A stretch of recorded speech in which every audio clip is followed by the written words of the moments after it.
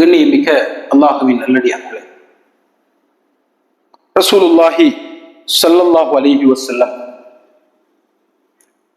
அவர்கள் தன்னை பற்றி கூறக்கூடிய நேரத்தில் தனக்கு அல்லாஹ் ரப்புல் ஆலமீன் தந்திருக்கிற நிறைய அந்தஸ்துகளை எடுத்து சொல்லியிருக்கிறார். இதெல்லாம் நம்ம கேட்டே இருக்க மாட்டோம். அந்த மாதிரியான ஹதீஸுகள் நிறைய இருக்கு. அல்லாஹ்வின் தூதர் ஒருமுறை சொன்னார்கள், அன சய்யிது உல்தி ஆதம யௌமல் கியாமா வலா ஃபஹர். அறிந்து கொள்ளுங்கள், நான் நாளை மறுமையிலே ஆதமுடைய மக்கள் அனைவருக்கும் தலைவனாக இருப்பேன். சொல்லிட்டு நிறுத்தல, வலா ஃபஹர், பெருமைக்காக சொல்லவில்லை. யாரு கொடுத்த அந்தஸ்து இது? அல்லாஹ் கொடுத்த அந்தஸ்து. வபியதி லிவாஉல் ஹம்த் வலா ஃபஹர். லிவாஉல் ஹம்த் என்கிற கொடி என்னுடைய கையிலே கொடுக்கப்பட்டிருக்கும். எந்த பெருமைக்கு மாண்டின்னு சொல்லல. வமா மின் நபிய்யின் யௌமஇதின் ஆதம் ஃபமன் சிவாஹு இல்லா தஹ்த லிவாஇ. ஆதம் அலைஹிஸ்ஸலாம் அவர்கள் முதல் கொண்டு எத்தனை நபிமார்கள் உண்டோ அத்தனை நபிமார்களும் என்னுடைய கொடிக்கு கீழே தான் இருப்பார்கள். வலா ஃபஹர், பெருமைக்காக சொல்லவில்லை, அல்லாஹ் கொடுத்த அந்தஸ்து. வஅன அவ்வலு மன் தன்ஷக்கு அன்ஹுல் அர்து வலா ஃபஹர், நான் தான் பூமி பிளந்து முதலிலே மறுமை நாளில் வரக்கூடியவன். அதுவும் என்னல்ல, பெருமையல். அல்லாஹ்வின் தூதர் இவ்வளவு பெரிய பெருமைக்கு சொந்தக்காரர்கள். அந்த சொந்தக்காரர்கள் தான் என்ன சொல்கிறார்கள்? நான் பெருமைக்காக சொன்னேன்.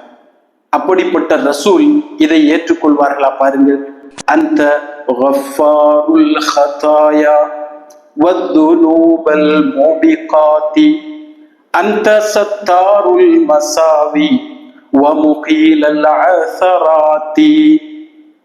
ஏற்றுக்குவாங்களா? யா ரசூலே, யா நபியே, நீங்கள் தான் எல்லா பாவங்களையும் மன்னிக்க கூடியவர்கள். அல்லாஹ்வுடைய தூதர் அனைத்து பாவங்களை மன்னிப்பதற்கு தகுதியானவர்கள் என்று சுப்ஹான மௌலூதிலே எழுதி வைத்திருக்கிறார்.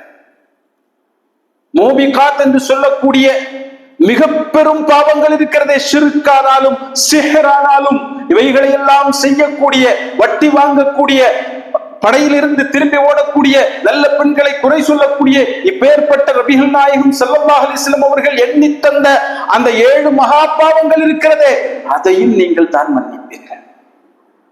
ரசூலுல்லாஹ் ஏத்துக்கிடுவாங்க.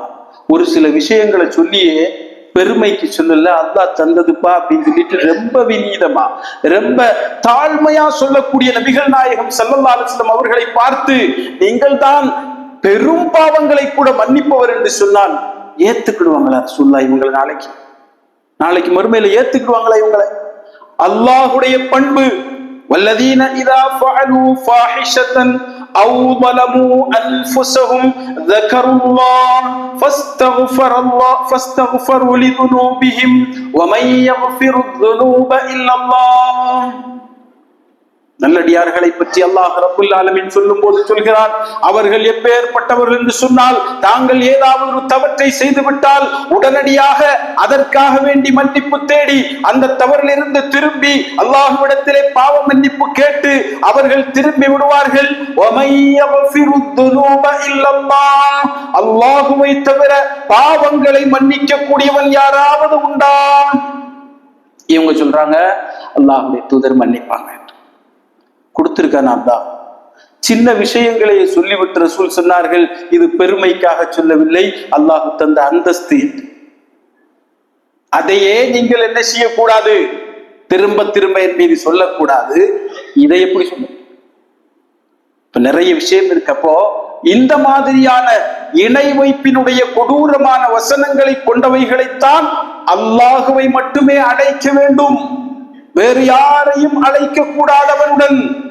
وَأَنَّ الْمَسَاجِدَ لِلَّهِ فَلَا تَدْعُوا مَعَ اللَّهِ أَحَدًا. பள்ளிகள் எல்லாம் இறைவனுக்கு உரியது.